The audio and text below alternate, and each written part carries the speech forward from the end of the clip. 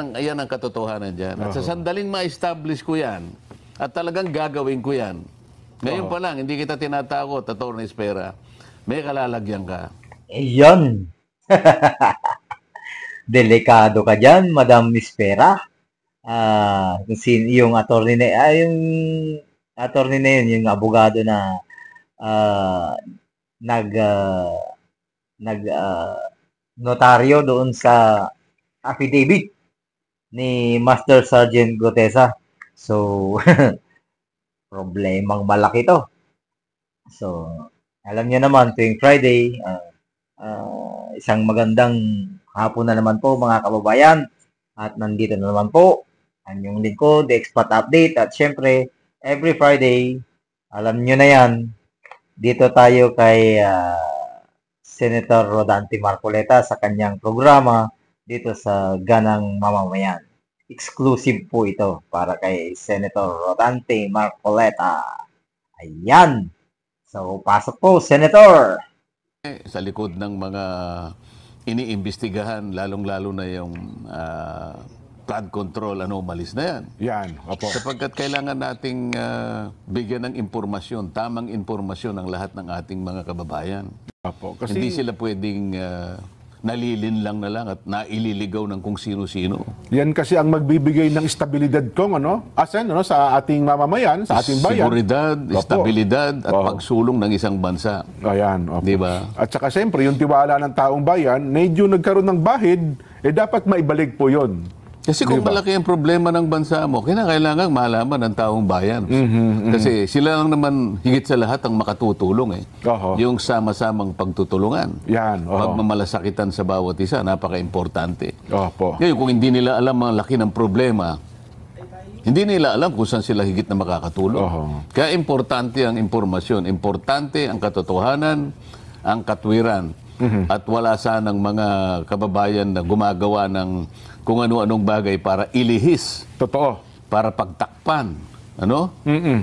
Para sa ganun na iligaw at linlangin doon sa paniniwala na ganun pala yung nangyayari, na hindi naman pala tama. Napakalaki ng papel ng social media, Sen. Well, positibo at negatibo, no? Tama. Malaki ang papel niya sa ikaliwanag, pero napakalaki din po ng papel niya sa ikalalabo ng mga issue, Sen. Ganun eh. Oh. Ay, Sandali lang ha. Ito, makinig kayo mga Talyanista at mga Ensimada vloggers. Para sa inyo to. Tsaka dyan sa din si Auntie Clara. May nakita nga tayong video eh. Bigla siyang nag-shutdown dahil recorded daw yung usapan nila. Ito, para sa inyo to, mga Talyanista, Ensimada, tsaka mga trolls na mga nagkakalat dyan sa social media. Stop na yung yung pagiging viral nyo. Gumawa na lang kayo ng video na sarili nyo. Maghanap buhay kayo ng maayos. So, sige, tuloy. Sir, ganito ang direction mo Oho. o baligtarin mo ang direction. Yan, opo. Mabuti na lamang din, ang isa sa aking comfort zone ay yung mga kababayan natin mismo. Yan, oho. Yun ang tunay. Sa ngayon, hindi na sila madaling mailigaw eh. Opo, opo. Marami pa rin ang gustong talagang mailigaw ang mga kababayan natin. Pero, dahil sa likas na talino na rin nila, mahihirapan na silang Totoo.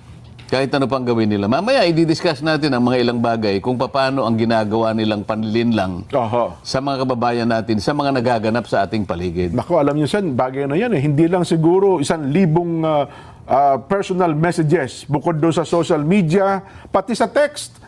Ang tanong, totoo ba ito? Ano ba na? Lalo yung isang araw, yung weekends. Inambus daw. Sabi ko, magkasama tayo ng Sabado, di ba maghapon? Maghapon po ng Sabado, magkasama tayong dalawa. Tapos pagdating ng Linggo, Jen, totoo ba ito? Kako, mukhang malabo. Magkasama kami ni Sandante nung Sabado eh. Maski nga yung ambush interview, ayoko eh.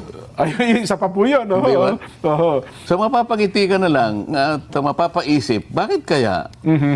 Ano kaya ang darating sa isang taong gumawa ng ganito? Anong ganansya niya? Anong pakinabang niya rito? Oho. siguro pansarili nasa sa kanya. Siya lang nakakaalam kung Yan. paano siya makikinabang doon. Opo. Maring binayaran siya para gawin yun. Di ba? Opo. So ang objective niya para manggulo lang, o kaya takutin yung mga ibang tao, o kaya bigyan ng alalahanin ng mga taong malapit sa akin siguro. Yan. Oho. Katulad mo, di ba? Ay, opo, talaga naman. Mabuti na. Siguro kung hindi tayo magkasama, baka napaniwala ka eh. Oo, totoo Pansamantala. kayo. Oo. Kahit sandali lang. Siguro, yun lang isang minuto kanyang medyo kinabahan si Jenso Barjaga. Nako, accomplishment ho ba nila? Accomplishment ko na yun. Nako, oo.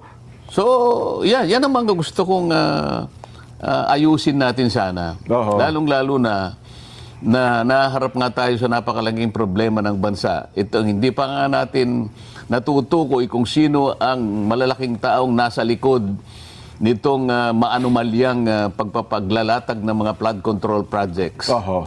Ay sari-sari ng naglalabasan. fake news ang naglalabasan.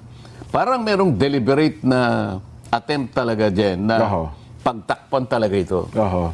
Ako nakikita ko eh. Sa social media, Sen, tsaka sa media, ang tawag dyan pinaproject, di ba? Mukhang pinaproject kayo na ganito po ang ipinta sa tingin ng ating mga kababayan. Tama ka, pero kasama yun doon sa grand design eh. Merong grand design Talagang to malalim protect po and cover up. Oho, oho. Oh. Meron akong 5 natukoy na mga pamamaraan kung paano nila i-float yung isang grand design to protect and shield the mastermind. Yung mga okay. malalaking Opo. tao sa likod ng maanumalyang yan. Una, yung scapegoat strategy. Scapegoat strategy, okay. Hahanap sila ng sino yung mapagbalingan nila. Ang napagbalingan nila ngayon, sapagkat wala rito, ay yung dating Congressman Saldico. So, gusto nila doon lang matuon. Doon lang ma-focus ang usapin. So yun ang magiging scapegoat nila. So, parang kapag yun ang nadiin mo, ligtas na lahat. Pwede, Sana kung ma-establish natin, Yun ang hanggang storya, doon no? lang. Okay. Kaya lang, nagsisigaw ang mga ebidensya. Oho. Nagsisisigaw at lumalantad, naghuhumiyaw Opo. ang mga Totohanan. Oho. sentimiento na hindi lamang kay Saldico eh. So kapag halimbawa nagawa nila na si Saldico na lang, yun ang scapegoat strategy. Okay. Oho. Kasi tingnan mo, meron akong nabasa na isang affidavit Opo. na isinabmit sa ICI. Yung ICI, ito yung Independent Commission for Infrastructure. Yes po. Oo. Isang malaking tao na inimbita doon Oho. at pinagsubmit siya ng affidavit. Oho. Kapag binasa mo yun din, nilaglag si Saldico. So talagang... So doon, lilitaw doon, talagang scapegoat. Sasabihin niya, maihinuha mo kung sinong tinutukoy ko rito. Opo. Wala po akong kinalaman dyan. Maaring ako po ang pinakamataas doon sa Ahensya na yun. institusyon na yun. Opo, oo. Ngunit wala akong kinalaman doon sa ginagawa ng mga chairman. Lalong-lalo na yung chairman ng Appropriations Committee. So makikita mo, merong direction talaga yung scapegoat strategy. Opo. Gusto nilang papaniwalain ang mga Pilipino, mga kababayan natin, na hanggang doon lang. Nako. So kapag naipagtagumpay nila yon, teka muna, may maliligtas ngayon. Maraming maabsuelto, parang dating, gano'n. Sa akin kasi, hindi. Sinabi ko, kinakailangan matukoy natin kung sino talaga Oho. ang pinakautak, pinakaugat ng lahat ng ito. No? Tapos susunod, undermining the whistleblower. Ayan. Okay. Oho. So parang Ang daming- minamaliit nila, Kong. Ang daming Sen, nag-whistleblower, di ba? minamaliit nila yun, oo. Oo, ngayon, mamaliitin nila ngayon. Ang pinaka-classic na example ay yung Orly Gutesa. Yan. Opo. Ayan, di ba? Opo. Kasi, ang importansya nung sworn statement ni Gutesa, siya lamang ang natatanging testigo na lumabas doon sa pagdinig na yon, na kumonekta kay Saldico hanggang kay Martin Romualdez. Opo. Yun ang distinction. Kaya medyo nagulantang sila ron. Oho. Lahat ng paraan ngayon ginagawa para i-discredit si Gutesa. Ma-undermine, totoo nga. Oo, No? nakita mo, nagumpisa sila sa notaryo. Yan. Oho. Tingnan mo, may nagsabi pa maski na sa Blue Ribbon Committee, talagang ikinagagalak nila yung gumawa ng pagsisiyasat yung presiding judge Manila. ng Maynila. Opo. Napatunayan daw na talagang peke yung Pirma ni Espera. pirma nung abogadang nagnotaryo. Oho. O pagkatapos na nila ma-establish nila yon, fraudulent yung statement. Sinundan ng gano'n. Oo. Oho. Unang-una, hindi man lang nila pinag-isipang mabuti, maaari ngang hindi pirma yun nung inaakala ni Gutesa na nagnotaryo sa kanyang dokumento. Mulat sa pool naman talagang peke yung pirma, hindi talaga Oo. yung attorney. Oho. Pero hindi man lang nila sinikap na puntahan. Pwede naman nilang puntahan Ituturo naman sa kanila. Saan ba kayo nagpanotaryo para makita natin sino ba yung nandyan? Yan. Kung oho. hindi yung pumirma, sino yung nandyan? Oho. Hindi kasi hindi natin pwedeng tanggapin sapagkat pinaka-imposible yun na si Gutesa, siya yung mismo nga hanap ng mga libro nung nagnonotaryo para makita niya Yung huling kung anong pahina, ilalagay niyang document number. Yes po. Makukuha lamang yun doon sa pinakalibro nila. Yung notarial register nila, sunod-sunod yun magmula sa number 1, 2, 3. Sa pagdaan ng panahon, dadami yung nagpapanotaryo. Opo. Doon sa panahon na si Gutesa ay pumunta ron, nasa 500 plus na yun Opo, pati Halimbawa lang, yung pinanotaryo ni Gutesa ay number 522 na yun. Opo. Page halimbawa 125. Saan makikita ni Gutesa yun kung hindi sa mismong libro nila na nandun sa loob ng kanilang opisina? Tama. Oho. Pagkatapos, dinakita ko naman rin Ni Gutesa yun, nakita no? ni Gutesa. Oho. Palagay mo, nagkaroon ng milagro, nakita ni Gutesa yun. Yan. Saan niya kukunin yung stamp pad? Ayun. Para i-stamp tinatatak. niya doon sa pinakahuling bahagi Oo. para lumitaw lahat yung notarial details. Oo.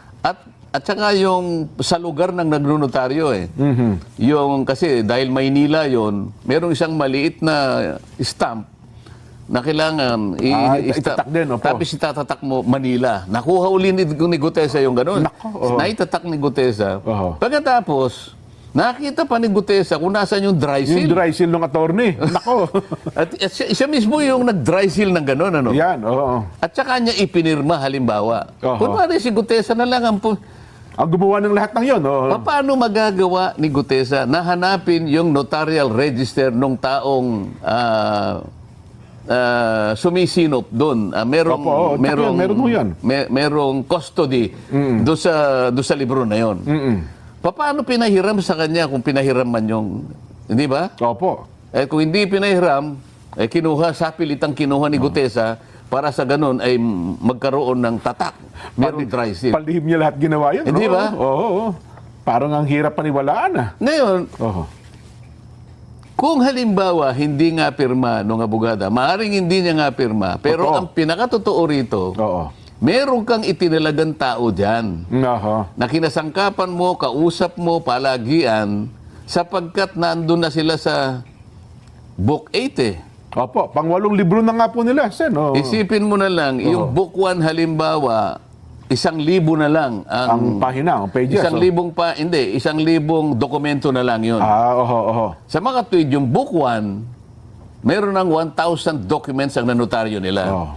Nung Book 2, 2,000 na. Oho. Nung Book 3, 3,000. Book 4, 4,000. Book 5, 5,000. Book 6, Book 8 na Opo. So papalapit na sa 8,000 documents Sino yung pumipirma roon na itinalaga mo? Kung hindi man ikaw ang talagang pumirma roon. Oho. Dapat bali na, ngayon, ito naman Blue Ribbon Committee, hindi man lang nila pinatawag kung sino yung taong nandoon. Opo. Di ba? Paano nakuha ni Gutesa? Sino yung nagpahiram kay Gutesa nung dry seal o kaya yung stampad? Oho. Kung a-assume natin na si Gutesa lahat ang gumawa ng lahat ng ito. Totoo. Sino pong nagpapanotaryo sa ating bansa ngayon? Oho. Pumunta po kayo sa mga lugar na kung saan meron pong City Hall. Halimbawa, Quezon City Hall. Kaya RTC, ano, O yan. kaya sa Manila. Oho. Hall of Justice. mga ganyan. Napakarami po niya nakapaligid dyan. Oho. Lahat po na nagpapanotaryo, dyan pupunta, dyan tutungo yan. May dala-dala silang papeles nila at yan ang ibibigay dun sa kung sino man ang makakaharap niya ron. Tama. At pagtatatakan lahat yung kung ilan yung dokumento niya at saka siya magbabayad. Meron bang isa sa kanilang nagpapanotaryo ang magpipilit na sabihin bago siya umalis? Sir, ma'am, pasensya na po, bago ako umalis, ay gusto ko pong malaman kung kayo po talaga yung pumirma rito. Kayo po ba yung, kasi po nakalagay rito, Attorney Espera. Ayan, kayo po ba ito? Kayo po ba ito? Halimbawa, sinabi niya, pakipirma niyo nga uuli ito, baka hindi po kayo ito eh. Nako, Meron ba taong magsasabi ng gano'n at magpipilit at uusisain niya na yung pumirma talaga ay yung nakita niyang taong nandun? mukhang wala pang ganun, sir. Ngayon, hindi man lang nila, sasabihin nila ngayon, na kung merong taong itinalaga kung sino man yung abogadang nagtalaga nun, o diyan ka, para ito, pakinabang natin ito, isip-isipin mo, napasa siya 2021 lang. Bago nga lang po eh. Book 8 na siya. Yung law office namin dyan, ang tagal na nun, baka yung book 1 hindi nila napuno at saka ayaw na nilang magnotaryo kasi hindi yun ang talagang kinabubuhay ng aming law office eh. Totoo po. Nangangailangan lang kung minsan ay talagang mabilisan may pagnonotaryo. Kaya lang siguro maaring maglagay kami ron. Pero yung talagang para yun ang gawin naming ang hanap buhay na. Hanap buhay, hindi yun eh. Hindi yun, yes po. Itong abogadang ito, iyon ang kanyang hanap buhay. Kaya nga may mga branches sa Senate, di ba? Ngayon sasabihin niya, maring hindi mo pirma yon. Pero sisiguruhin ko sa'yo, kung nakikinig ka, Atty. Espera, tao mo yung nilagay mo doon. Kasi hindi ka abot sa pang-8 libro. Kung wala kang taong itinalaga doon at siya ang pumipirma in your behalf. At marami akong makukuha dokumento. At sa sandaling makuha ko yung mga dokumento na yan at naikumpara ko na yung pumirma kay Gutesa, ganun din yung nakapirma doon sa mga ibang dokumento na dumaan sa iyong opisina, may kalalagyan ka, attorney. Yan masasabi Delikado. ko sa'yo. May nauna na nga ang dalawang, di ba, kaso yung Chesa Kaya at gusto saka ko yung marami. Opo. Kaya humihingi ako ng sample ng January, February, March, April, May, June, July, August. Kasi may September na ako, yung kay Gutesa, di ba? Ikukumpara ko ngayon sa mga naunang mga pangyayari. At saka sir, bakit nagpagawa, ewan ko lang, doon sa executive judge ng Maynila, hindi pa niya nakikita man lang, siguro kinumpara man niya, kasi sinabi nga, peke agad eh. Di ba doon sa kanyang desisyon daw? Nung nagpunta ako doon, nagkaharap kami. Nga pala, pumunta nga pala kayo, no? Ang sabi ko sa kanya, Judge, hindi naman ang pakay ko ay yung matukoy nating kumpirma niya. Sa aking palagay, hindi niya pirma yan. Ayan, opo. Pero merong nagnunotaryo sa pangalan niya sa lugar na yan.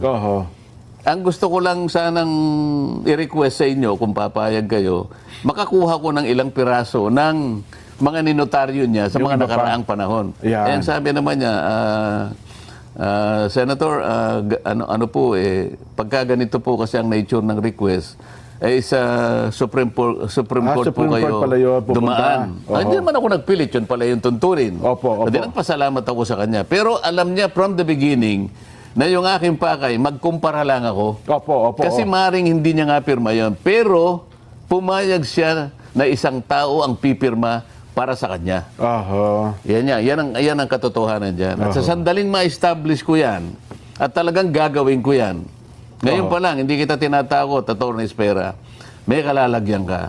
Nako. Yan, yung judge naman, nakiusap ako na bigyan ako ng ano man ang magiging outcome ng kanyang investigasyon. Hindi niya ako binigyan, diniretso niya sa Blue Ribbon Committee kasi hindi raw ako partido. Yung kanyang Blue Ribbon Committee, partido kaya rito? Kasi hindi naman siya pumunta sa Blue Ribbon Committee para doon siya mag-complain na hindi ko pirma yan eh. Dapat ang una niyang ginawa, nag-represent siya doon sa pumunta siya sa Blue Ribbon, magkukomplain. Hindi po akong pumirma niyan. Nakita ko po na noong kayo po ay nag-hearing, nasinagang ko po, pero hindi po ako yan. So I'm lodging a personal complaint, hindi po ako yan, para patotohanan ko. Ayun, ganun pala ang proseso dapat. Paano nangyari? Sino ba nagpasimula ng investigasyon? Hindi rin ako, nagpunta lang ako doon kasi alam ko, nababasa ko lang sa na mag-iimbestiga. So sino ang nagpasimuno ng investigasyon? Bakit nasa sentro ngayon? Ito yung pinag-uusapan natin. Undermining the whistleblower. Ngayon, ito, i-discuss natin.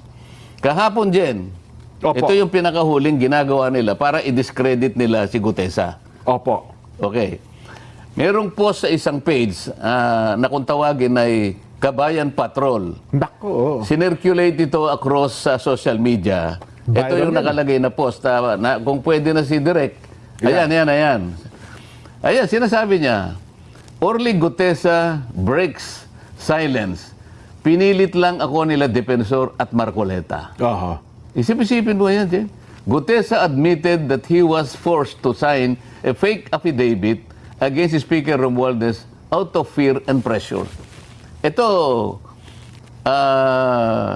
nakuha na namin kung sino yung gumawa nito eh. Yung page po mismo. Yung Opo. page na ito, ang ginagamit niya dyan ay mga troll farms, ha? Makikita mo na troll farms kasi pinakita nila rito, ang mga accounts ay Vietnamese eh. Ah, ganun po? May Vietnamese accounts, karamihan ha. Oo. So kung nako. halimbawa sa 1,000, 500 Vietnamese at yung iba pa Arabic accounts. Para Nako. kunwari, maraming Marami sumusuporta. nag-suporta at saka kumukomment. Opo. Oo, ha. Ngayon, ibalik nga natin doon para makita natin. Kung makikita mo doon sa bandang ibaba, right Opo, side, opo. nakalagay Kabayan Patrol. Kabayan Patrol. Yes po. So parang ginamit pa yung logo nung TV station, opo, oo. isang TV station para magmukhang totoo. So nakikita nyo ngayon kung ano ang kanilang pakay. Opo. Gumagawa ng isang bagay na hindi totoo. Pinilit namin ni Mike Defensor si Gutesa para gumawa ng isang salaysay. Yan ho lumilitaw dyan. O isang bagay na kabaligtaran. Ngayon, anong pakay ng mga... Hindi lang ito dyan, ha? Opo. Kasi kung punta tayo sa pangalawang slide dyan. Yan. Ayan. May requirements ang Meta kasi dyan, o yung Facebook, na bago ka makapag-publish ng ads, kailangan meron silang mobile number, no? Yes po. Oho. Para magbabayad. Pinacheck ko yung mobile number. Ito ay nakarehistro sa isang tao na nagngangalang Luis Orbon. Ayan, oh. Luis Orbon. Oo. Okay. So, isa sa pangalawang requirements ng Meta, kailangan meron kang email. So, makikita mo dyan yung email nila. Ayan, oh. Oho. Hello at cdgminds.com. Ang ano kasi, Media yung, Minds.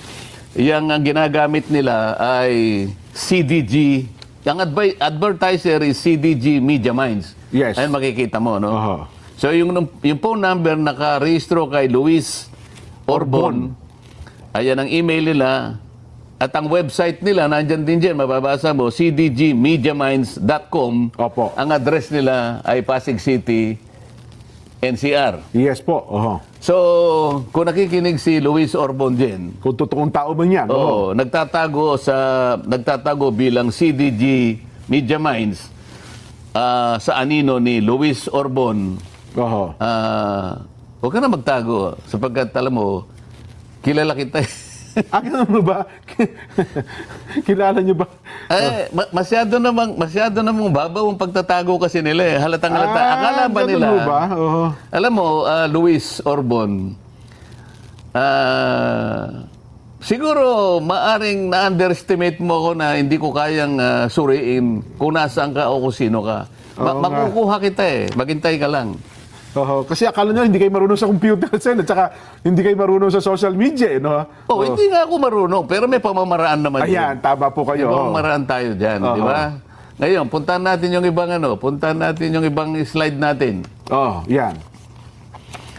Ayan itong CDG Media Minds ay nag-handle ng 4 na pages sa Facebook yan. Bukod doon, meron pa sa iba.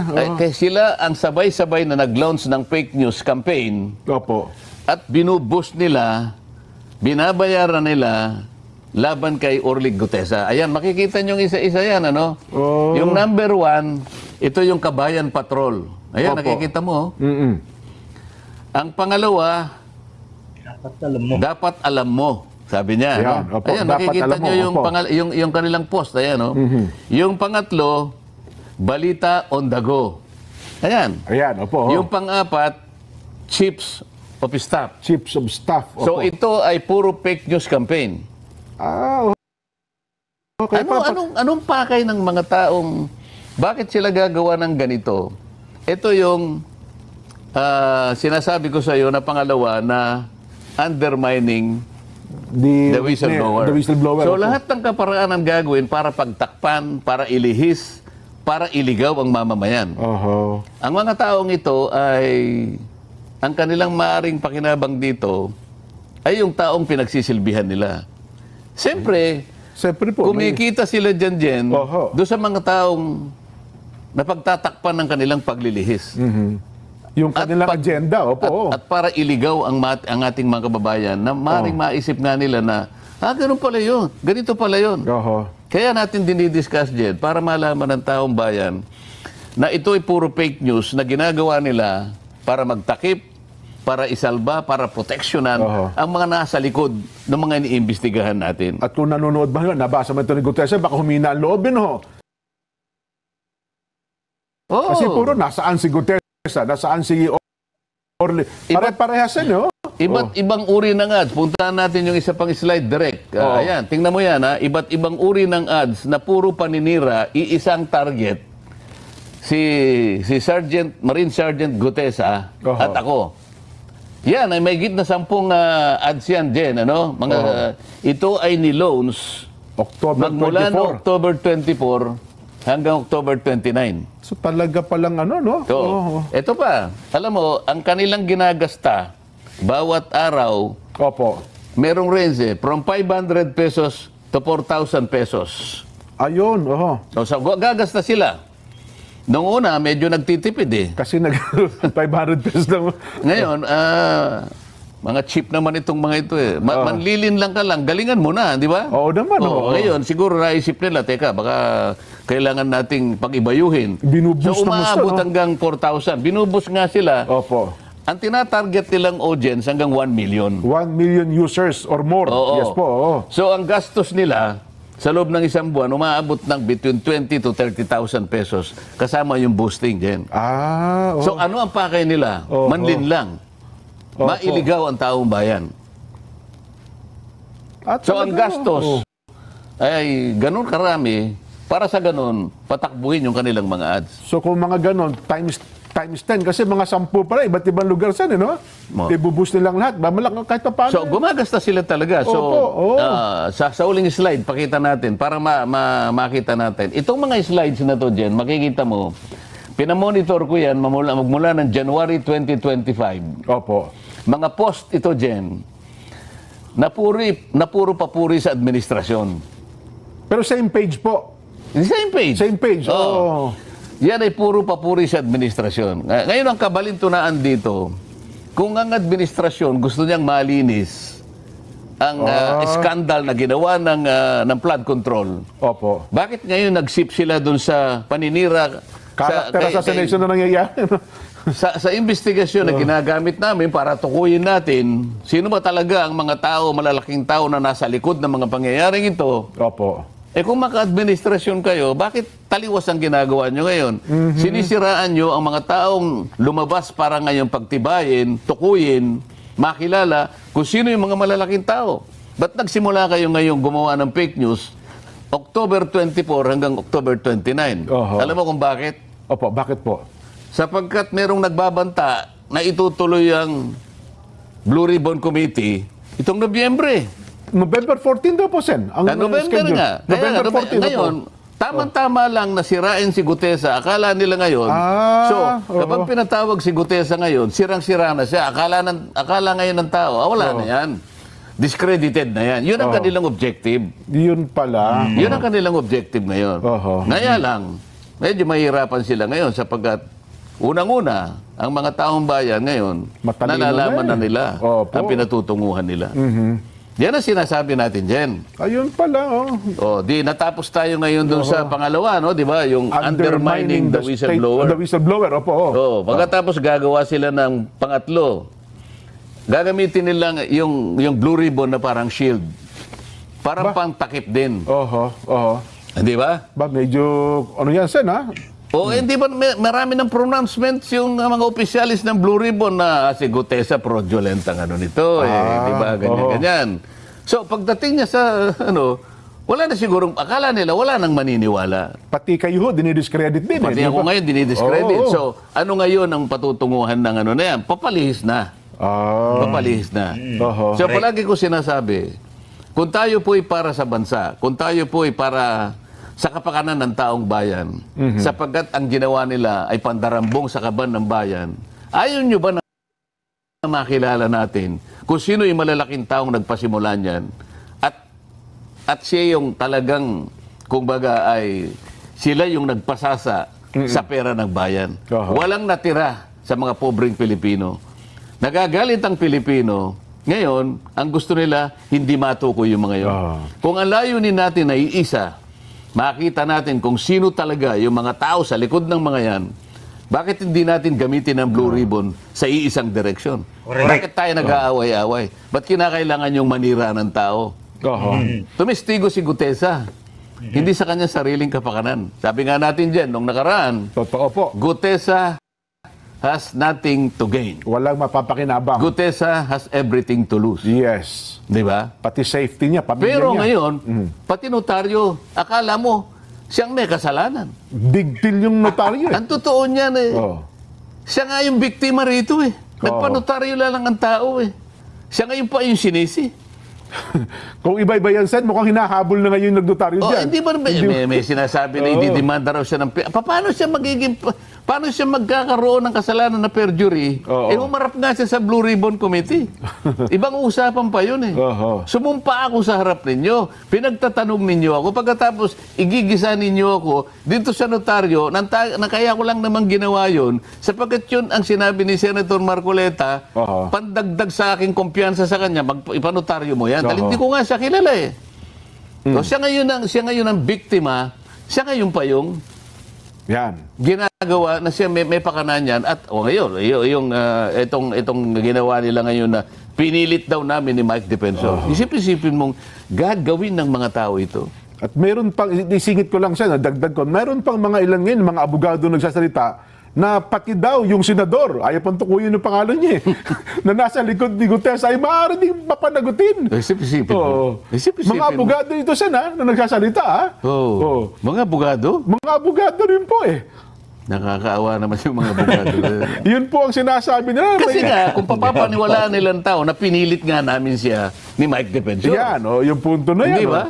Pati ho yung doon sa notaryo daw, kung bahagi daw yun ng parang pagmamali o pagpeke doon sa kanyang affidavit, eh may pananagutan din daw kayo doon, Sen. O paano ngayon? Kung mapatunayan na ang dami mo palang ninitaryo, tingnan mo pare-pareho yung pirma eh. Yun ang malangkot na katotohanan. Paano pananagutan ito? I-disown niya ngayon lahat yun. O paano yung nagpanotaryo sa kanya? Baka mamaya mag-rally sila doon sa ano na yun. Kung gaano ka, kasi naka-book 8 na pala siya. Nasa book 8 na ito eh. Eh palagay mo na lang na 10,000 na tao na yung nagpanotaryo sa kanya. Nako. Kasi hindi ko alam kung gaano kakapal yung ano niya eh, yung isang libro eh. Yan. Ay, nako. Anyway, Sen, So, ayun, hanggang dito na lang po at putulin muna natin dito at mahaba-haba pa ito eh. Kaya lang, putulin muna natin dahil humahaba na rin yung ating oras. Ayan, pinaliwanag nga ni Senator Marcoleta kung ano yung tatlong strategy nila. Ngayon, may dalawa pa yan. Yung tatlong strategy na scapegoat strategy, undermining the whistleblower, at saka Blue Ribbon Committee, ginagawa nilang shield. Mayroon pa yung shifting narratives at saka yung diversion and deflection. Sa susunod na nating video yan kasi medyo mahaba na ito. At antabayanan yun, baka bukas pa natin mai-upload yung yun. At sa aking panawagan sa ating mga kababayan, sa aking mga subscribers, sa ating mga followers na kung nasaan man kayo, saan mang panig mang mundo kayo naroon, at maraming salamat. Ako po ay taos-pusong nagpapasalamat sa inyo sa pagsuporta sa channel na ito na sama-sama natin na mailabas yung tunay na nangyayari. Ako po ay lumabas lang ako nito nung lumabas itong panahon ng Blue Ribbon Committee. Kasi talagang inaantabayanan ko ito dahil alam natin na talagang napakaraming anomalya na lilitaw dito. Alam natin kung gaano kalakas o powerful ang Blue Ribbon Committee para mai-expose tong mga mga kalokohan ito sa lalong-lalo na itong pumutok na flood control projects. At aasahan nyo po na habang mayroon tayong makukuhang impormasyon diyan sa flood control project na ito, ay atin pong gagawan ng reaction sa abot ng ating makakaya. Kaya hiling ko po sa inyo, sa aking mga subscribers, sa mga followers, pwede nyo rin po i-share para sama-sama tayong kumbaga maibahagi natin yung totoong nangyayari sa ating bayan. Maraming mga issue kung tutuusin. Pero nagpo-focus talaga tayo dito sa flood control na ito dahil ayaw kong iwanan ito. Dahil tulad ng mga ginagawa nga nila na sinabi ni Senator Marcoleta, pinipilit nila itong kalimutan natin. Pinipilit nilang ilihis itong mga usaping ito. Pinipilit nilang i-twist yung mga bagay para talagang paniwalain yung tao na talagang hanggang doon o hanggang dito lang yung mga sangkot dito na sinabi nga ni Senator Marcoleta dati na yung mga nagproprotekta, maraming pumoprotekta na doon sa last video natin, nakita nyo naman na kung sino yung mga pumoprotekta ayon kay Senator Marcoleta. Hindi po galing sa atin. Yung mga videos po natin dito, hindi po galing sa atin. Disclaimer lang po, hindi po nanggagaling. Kung hindi, nakikita nyo naman, hindi naman tayo pwedeng magsabing fake news ito. Dahil nakikita nyo naman na nandyan yung mga interviews, nandyan yung mga videos nila. So, paano na natin masasabing fake news? So, hanggang dito na lang at maraming salamat po sa inyong panonood. At kung hindi pa kayo nakaka-subscribe sa ating channel, andyan lang po ang subscribe button at pakiclick na rin yung notification bell para lagi kayong updated sa ating mga videos. At sa mga tinignan natin yung ating status, 90% po ng ating mga viewers ay hindi pa po nakaka-subscribe. Kaya po ako po ay nananawagan sa inyo. Nandyan lang po ang subscribe button. Pakiclick na lang po para lagi para na tayo ay sumaya. At sa mga bashers dyan, yung mga bashers dyan na mga trolls, welcome po kayo dito. At kung gusto nyo mag-comment lang kayo dyan. At yung mga sumusuporta sa channel na ito, ay siya na ang bahalang sumagot sa inyo. Ako po ay nagmamasid lang. So, hanggang dito lang. At maraming salamat po sa inyong panonood. Assalamualaikum warahmatullahi wabarakatuh.